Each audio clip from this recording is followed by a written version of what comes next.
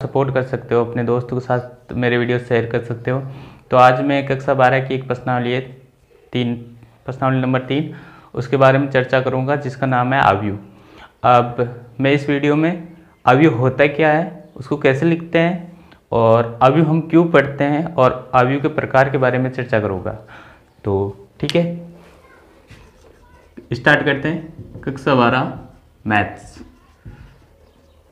ठीक है, अब मैट्रिक्स, अवयव को इंग्लिश में क्या बोलते हैं? मैट्रिक्स।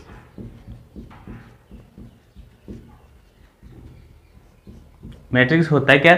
सबसे पहले हम उसकी परिभाषा पढ़ेंगे। तो मैट्रिक्स क्या होता है कि संख्याओं या फलनों का एक व्यवस्थित क्रम, या उसको हम आयताकार क्रम भी बोल सकते हो। तो संख्याओं का या फलनों का व्यवस्थित क्रम या आयताकार क्रम क्या कहलाता है? मैट्रिक्स। संख्याओं या फलनों का व्यवस्थित क्रम या आयताकार क्रम मैट्रिक्स कहलाता है।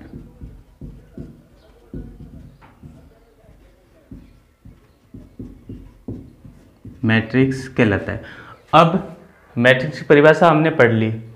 अब इसको दर्शाते कैसे हैं, मतलब किस में दर्शाते हैं? तो मैट्रिक्स को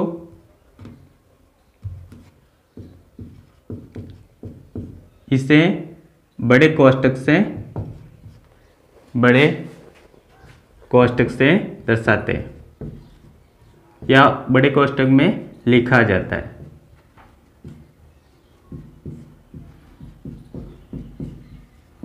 ये इसकी परिभाषा है, और किस में लिखा जाता है वो बता दिया मैंने। अब एक उदाहरण ले लेते हैं।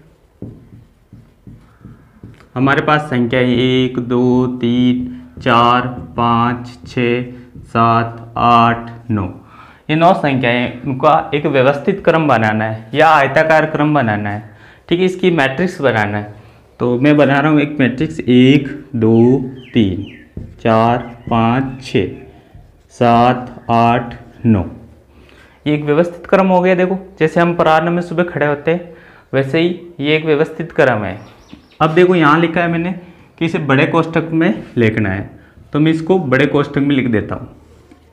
ठीक, तो यही जो आपको व्यवस्था दिख रही है, इसे ही हम बोलते हैं मैट्रिक्स। ठीक है, अब इसको हम किससे दर्शाते हैं? अंग्रेजी वर्णमाला के बड़े अक्षर, कैपिटल वर्ड, उससे हम दर्शाते हैं। A B C D या X Y Z, किसी से भी इनको दर्शा सकते हैं। अब जो इसके अंदर अवयव है, ये जो संख्याएं हैं, ये क्या कहलाता है? मैट्रिक्स के अवयव। जो अंदर ये जितनी भी संख्याएं हैं, इनको क्या बोलते हैं? अवयव। ठीक है, इसका चिन्ह क्या होता है? ये। अब जो अवयव है इनको हम अंग्रेजी वर्णमाला के छोटे अक्षर A B C D या X Y Z इनसे लिखते हैं। तो अवयव को छोटी वर्णमाला और जो मैट्रिक्स है उनको बड़ी वर्णमाला के अक्षर से दर्शाएंगे। ठीक है, अब देखो, अब आपको मैट्रिक्स जो दिख रही है उसमें एक तो क्षैतिज लाइन है, एक ऊर्ध्वाधर लाइन है। तो मैट्रिक्स में जो क्षैतिज लाइन है ये वाली, इसको क्या बोलेंगे? पंक्ति। क्या बोलेंगे? पंक्ति। और जो ये ऊर्ध्वाधर लाइन है, इसको क्या बोलेंगे? स्तंभ। ठीक है, ये पंक्ति हो गई, ये स्तंभ हो गई। अब इस मैट्रिक्स में देखो, 1 2 3, 3 क्या है? पंक्ति है। और स्तंभ कितने हैं? 1 2 3। इस मैट्रिक्स में कितने पंक्ति है? 3। और स्तंभ कितना है? 3। तो ये हो गई मैट्रिक्स की परिभाषा। उसको कैसे लिखते हैं? पंक्ति, स्तंभ, उसके अवयव को किससे दर्शाएंगे? मैट्रिक्स को किससे दर्शाएंगे? और जो अवयव है उनको बड़े कोष्टक में लिखेंगे। अब मैट्रिक्स का क्रम के बारे में हम पढ़ेंगे। ठीक, क्रम क्या होता है वो पढ़ेंगे।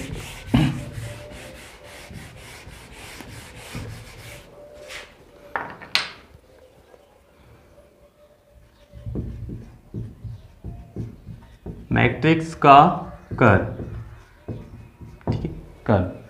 अब देखो एक मैं मैट्रिक्स ले लेता हूँ, कोई मैट्रिक्स है बी 4 5 6 7 4 9, ये क्या है मैट्रिक्स। इसमें पंक्ति कितनी, एक दो पंक्ति है और इसमें कितने, 3 है।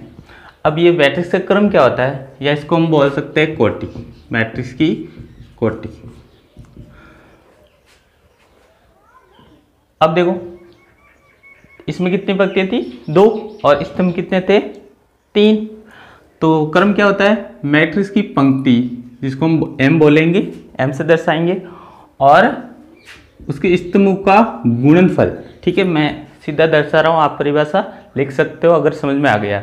तो मैट्रिक्स पंक्तियों की संख्या और स्तंभ की संख्या का गुणनफल क्या कहलाता है, मैट्रिक्स का क्रम कहलाता है। ठीक है, मैट्रिक्स का क्रम, और इसको हम मैट्रिक्स के यहाँ लिखते हैं। ठीक है, मैट्रिक्स की कोटि क्या कहलाती है, मैट्रिक्स में पंक्तियों की संख्या जिसको हम बोलते हैं m, और स्तंभों की संख्या जिसको बोलते हैं n का गुणनफल क्या कहलाता है, मैट्रिक्स का क्रम कहलाता है। अब देखो ये तो हो गया क्रम। अब मैट्रिक्स हम क्यों पढ़ रहे हैं इसके बारे में चर्चा करेंगे। ठीक है, मैट्रिक्स के बारे में हमने समझ लिया, अब हम क्या पढ़ेंगे, मैट्रिक्स क्यों पढ़ रहे हैं। मैट्रिक्स हम इसलिए पढ़ते हैं कि जो मैट्रिक्स होती है इससे हम रैखिक समीकरणों को आसानी से हल कर सकते हैं।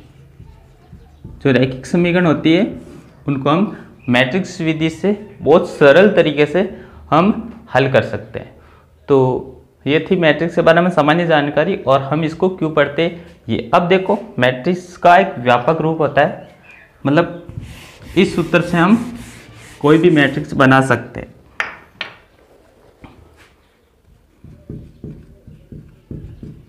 मैट्रिक्स का व्यापक रूप, ठीक है, व्यापक रूप क्या होता है, ए क्या एक मैट्रिक्स है, ये हम मैट्रिक्स दर्शाते हैं इस बड़े कोष्टक में आई जे एम इंटू एन। अब ये होता है मैट्रिक्स का व्यापक रूप। कौन सा रूप, व्यापक रूप, मतलब इसमें सारा मैट्रिक्स जो भी है, प्रकार, कोटि, अवयव जो भी है सारा आ जाएगा। ठीक है, अब देखो आई क्या है, आई और जे दो नाम पहली बार पढ़ रहे हैं हम। तो आई क्या है, यहाँ पंक्ति को दर्शाता है, और जे किसको दर्शाता है, स्तंभ को। ये किसको दर्शाएगा, पंक्ति को, और जे किसको दर्शाएगा, स्तंभ को। अब हमें कोई मैट्रिक्स बनानी है, ठीक है, तो इसको बनाएंगे। ए क्या है, अवयव है। तो पहला अवयव कैसे याद करेंगे कि आई का मान भी 1 होगा, जे का मान भी 1 होगा। अब इसी पंक्ति का दूसरा अवयव कैसे याद करेंगे, तो पहले पंक्तियों की संख्या आएगी, पंक्ति की संख्या की पहली पंक्ति है ना, तो पंक्ति 1, और अब यह स्तंभ तो पहला था, ये कौन सा स्तंभ है, दूसरा, तो यहाँ क्या आ जाएगा, दूसरा स्तंभ, मतलब तो जे होगा वो किसको दर्शाएगा, स्तंभ को, और आई किसको दर्शाएगी, पंक्तियों को। अब ऐसे ही 1 3 मतलब पहली पंक्ति और तीसरा स्तंभ ऐसे बना सकते हैं हम। यहाँ दूसरी पंक्ति पहला स्तंभ, दूसरी पंक्ति दूसरा स्तंभ, और दूसरी पंक्ति और तीसरा स्तंभ। ऐसे हम यहाँ मतलब m तक ले सकते हैं और इधर n तक ले सकते हैं। तो हम जितनी चाहे उतनी पंक्तियाँ, जितने स्तंभ ले सकते हैं यहाँ। ठीक है, तो ये कौन सा रूप था, मैट्रिक्स का व्यापक रूप। ठीक है, अब पढ़ेंगे मैट्रिक्स के प्रकार। मैट्रिक्स कितनी प्रकार की होती है उसके बारे में चर्चा करेंगे।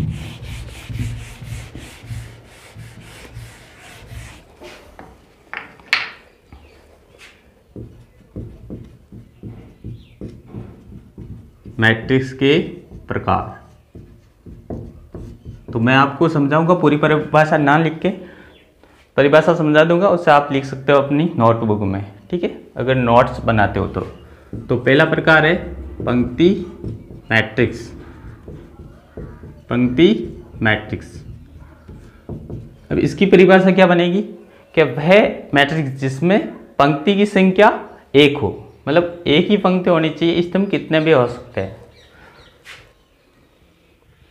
तो एक या वह मैट्रिक्स जिसमें एक ही पंक्ति हो, क्या कहलाएगी? पंक्ति मैट्रिक्स। जैसे एक उदाहरण ले लेता हूं, कोई सी मैट्रिक्स है 1 2 3 7 9 8, ऐसे कोई अवयव है, इसमें कितने भी हो सकते हैं, m तक सॉरी, ठीक है, कॉमा नहीं लिखाते हैं मैट्रिक्स में, ठीक है। तो ये क्या बन गई? एक पंक्ति मैट्रिक्स। अब दूसरा भाग ले लेते हैं, स्तंभ मैट्रिक्स। अब इसकी परिभाषा क्या बनेगी? नाम से पता चल गया होगा कि वह अवयव जिसमें स्तंभों की संख्या कितनी हो? एक हो। स्तंभों की संख्या एक, स्तंभों की संख्या कितनी हो? एक, वो क्या कहलाएगा? स्तंभ मैट्रिक्स। जैसे उदाहरण ले लेते हैं, डी कोई मैट्रिक्स है 2 4 6, और नीचे भी ले सकते हो कितने भी अवयव, तो ये क्या कहलाएगी? स्तंभ मैट्रिक्स। अब ये हो गए दो प्रकार। अब तीसरा प्रकार देख लेते हैं, शून्य मैट्रिक्स। शून्य मैट्रिक्स, शून्य मैट्रिक्स क्या होती है? तो वह मैट्रिक्स जिसमें उसके सभी अवयव क्या हो? शून्य हो।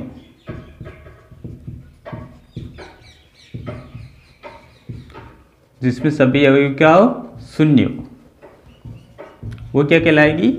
शून्य मैट्रिक्स, ठीक है। जैसे उदाहरण ले लेते हैं, एक कोई मैट्रिक्स है, अब इसमें सभी अवयव क्या होना चाहिए? शून्य होना चाहिए, ठीक है। तो देखो सभी अवयव शून्य है, और इसका क्रम क्या हो जाएगा? पंक्तियों की संख्या कितनी है? 3 इंटू स्तंभों की संख्या कितनी है? 3, तो इसका क्रम हो जाएगा 3 इंटू 3, ठीक है। अब कोई दूसरा ले लेते हैं मैट्रिक्स, शून्य मैट्रिक्स, ठीक है। तो इसका क्रम क्या हो जाएगा? 2 इंटू 2, मतलब 2 स्तंभों की संख्या है, 2 पंक्तियों की संख्या है, ठीक है। अब शून्य मैट्रिक्स किससे दर्शाते हैं? बड़े जीरो से। किससे दर्शाएंगे हम? बड़े जीरो। अगर क्वेश्चन में कोई बड़ा जीरो आ गया ऐसे लिखा हुआ और नहीं दिया हुआ कि ये शून्य मैट्रिक्स है, तो इसका मतलब क्या होगा? वो शून्य ही मैट्रिक्स है। तो ये था मैट्रिक्स का तीसरा रूप।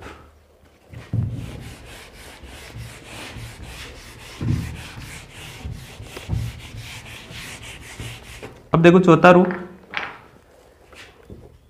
चौथा प्रकार, वर्ग मैट्रिक्स। वर्ग मैट्रिक्स क्या होता है? अगर किसी मैट्रिक्स में पंक्तियों की संख्या और स्तंभों की संख्या क्या हो? बराबर हो, वह मैट्रिक्स जिसमें पंक्तियों की संख्या और स्तंभों की संख्या बराबर हो, उस मैट्रिक्स को क्या कहेंगे? वर्ग मैट्रिक्स। क्या कहेंगे? वर्ग मैट्रिक्स या वर्ग आव्यूह, ठीक है। तो ये थी वर्ग मैट्रिक्स की परिभाषा। अब देखो पांचवा प्रकार है विकर्ण मैट्रिक्स। विकर्ण मैट्रिक्स, हमने मैट्रिक्स देखी थी अभी, ये वाली, कोई सा भी ले सकते हो आप, ठीक है। अब इस मैट्रिक्स का रूप कौन सा? आयताकार रूप है। अब देखो यहाँ एक नाम आया विकर्ण। हमने आयत में, जैसे मान लो ये एक आयत है, समझाने के लिए बना रहा हूँ, ठीक है। तो इसमें दो विकर्ण होती थी, एक ये वाली, एक ये वाली, ठीक है। अब इसको हम यहाँ मैट्रिक्स में बोलेंगे मुख्य विकर्ण। क्या बोलेंगे? मुख्य विकर्ण, ठीक है। तो इसी के आधार पर, मुख्य विकर्ण के आधार पर ही ये मैट्रिक्स है, ठीक है। इसका काम नहीं है, हमें केवल इस विकर्ण के बारे में ही इस प्रश्नावली में चर्चा करेंगे। मतलब मैट्रिक्स में केवल ये विकर्ण काम में आती है, ठीक है। तो विकर्ण समझ गए होंगे। अब देखते हैं इसकी परिभाषा।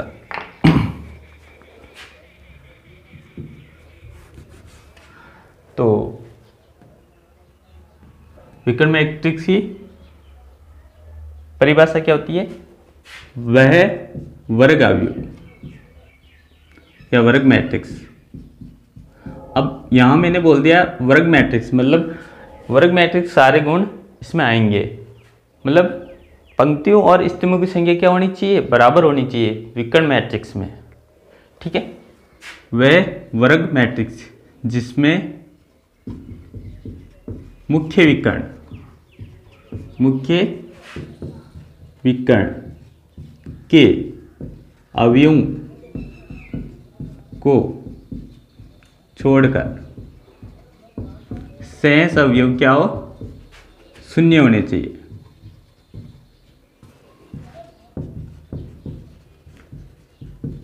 शून्य कौन सी मैट्रिक्स कहलाती है? विकर्ण मैट्रिक्स। मतलब वर्ग मैट्रिक्स में अगर विकर्ण के अवयव को छोड़कर बाकी अवयव शून्य हो तो वो कौन सी कहलाएगी?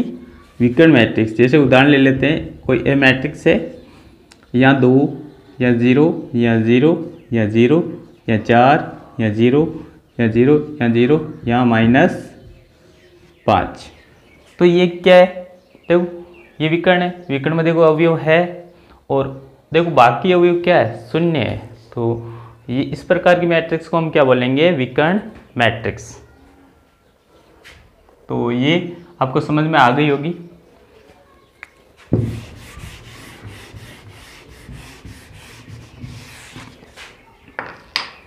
अब देखो छठा प्रकार, अदिश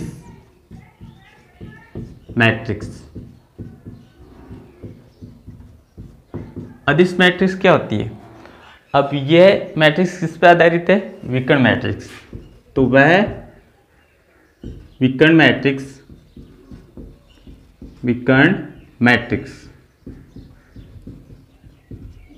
तो यहां मैंने बोल दिया विकर्ण मैट्रिक्स, मतलब विकर्ण मैट्रिक्स के सारे गुण इसमें आएंगे।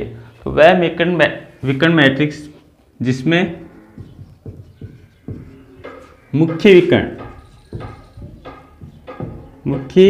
विकर्ण के सभी अवयव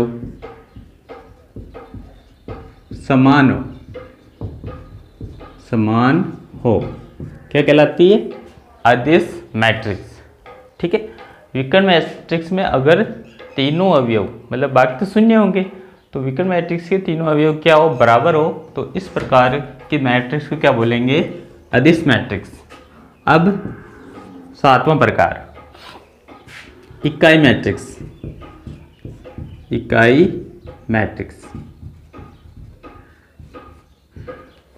मैट्रिक्स क्या होती है? ये भी विकर्ण मैट्रिक्स पर आधारित है। वह विकर्ण मैट्रिक्स जिसमें विकर्ण के या मुख्य विकर्ण के, या लिख लेंगे मुख्य विकर्ण के सभी अवयव एक हो, तो वो क्या कहलाएगी? इकाई मैट्रिक्स। ठीक है, और इसको आई से प्रदर्शित करते हैं, या इसका हम बोल सकते हैं चिन्ह क्या होता है? आई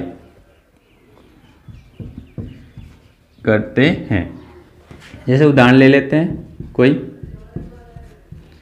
मैट्रिक्स है, तो मुख्य विकर्ण के अवयव क्या होंगे? एक एक, बाकी अवयव क्या होंगे? शून्य। विकर्ण मैट्रिक्स का ये गुण है। और यहाँ हम इकाई मैट्रिक्स पढ़ रहे, तो विकर्ण के सभी अवयव क्या होना चाहिए? एक होना चाहिए। तो वो कौन सी मैट्रिक्स कहलाती है? इकाई मैट्रिक्स कहलाती है। अब अगला प्रकार देखते हैं,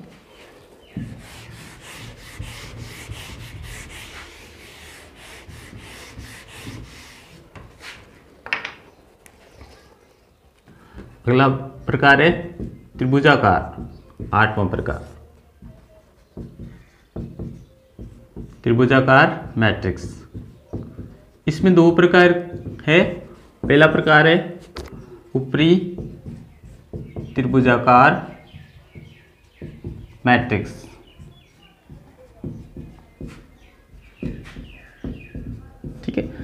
पहले इसके बारे में चर्चा करेंगे, ठीक है। अब देखो ये क्या कहलाती है, वह विकर्ण मैट्रिक्स, ठीक है, नहीं वह वर्ग मैट्रिक्स, विकर्ण मैट्रिक्स नहीं, क्या वर्ग मैट्रिक्स, ठीक है, ये वर्ग मैट्रिक्स पे आधारित है। तो वह वर्ग मैट्रिक्स, वह वर्ग मैट्रिक्स जिसमें विकर्ण के नीचे या मुख्य विकर्ण के नीचे के अवयव, मुख्य विकर्ण के नीचे के अवयव, नीचे के अवयव शून्य हो ऊपरी त्रिभुजाकार मैट्रिक्स कहलाती है, ऊपरी त्रिभुजाकार मैट्रिक्स कहलाती है, ठीक है। परिभाषा समझ में आ गई होगी, मैंने मतलब मेरी भाषा में लिखी है, किताब वाली भाषा यहाँ प्रयोग नहीं की है। वह वर्ग मैट्रिक्स जिसमें विकर्ण के नीचे के अवयव क्या होना चाहिए, शून्य होना चाहिए, ठीक है। वर्ग मैट्रिक्स से पहले गुण आपको पता होना चाहिए कि पंक्ति और स्तंभ की संख्या क्या होती है, बराबर होती है। उदाहरण ले लेते हैं, जैसे ये कोई वर्ग मैट्रिक्स है, ठीक है, तो इसके ऊपर के अवयव तो कुछ भी हो सकते हैं, लेकिन नीचे के अवयव क्या होना चाहिए, शून्य होना चाहिए। तो इस मैट्रिक्स को हम क्या बोलेंगे, ऊपरी त्रिभुजाकार मैट्रिक्स, मतलब विकर्ण के ऊपर वाले अवयव कुछ होने चाहिए, नीचे 0 होने चाहिए, तो वो क्या कहलाएगी, ऊपरी त्रिभुजाकार मैट्रिक्स। अब देखो दूसरा प्रकार है इसका, निम्न त्रिभुजाकार मैट्रिक्स, तो वही वह वर्ग मैट्रिक्स, सेम परिभाषा बनेगी, थोड़ी सी अलग है इसकी, वह वर्ग मैट्रिक्स जिसमें मुख्य विकर्ण के ऊपर के अवयव या सभी अवयव, मुख्य विकर्ण के ऊपर के अवयव शून्य हो, वह मैट्रिक्स क्या कहलाएगी, निम्न त्रिभुजाकार मैट्रिक्स। उदाहरण ले लेते हैं, कोई भी मैट्रिक्स है, ठीक है, इसके विकर्ण के अवयव ये हो गए, ठीक है। अब ऊपर के अवयव क्या होना चाहिए, शून्य होने चाहिए, और नीचे के अवयव कुछ भी हो सकते हैं, ठीक है। तो ये क्या कहलाएगी, त्रिभुजाकार मैट्रिक्स। तो अगर मेरी ये जो अभी मैंने पढ़ाया था वो आपको समझ में आ रहा है तो आप मुझे कमेंट बॉक्स में बताइए। अगर नहीं आ रहा है, मेरे लेक्चर में कुछ कमियां नज़र आ रही है आपको, तो वो भी आप बताइए कमेंट बॉक्स में। और अगर समझ में आ रहा है तो अपने दोस्तों को शेयर कीजिए और मेरा सपोर्ट कीजिए। इस लेक्चर में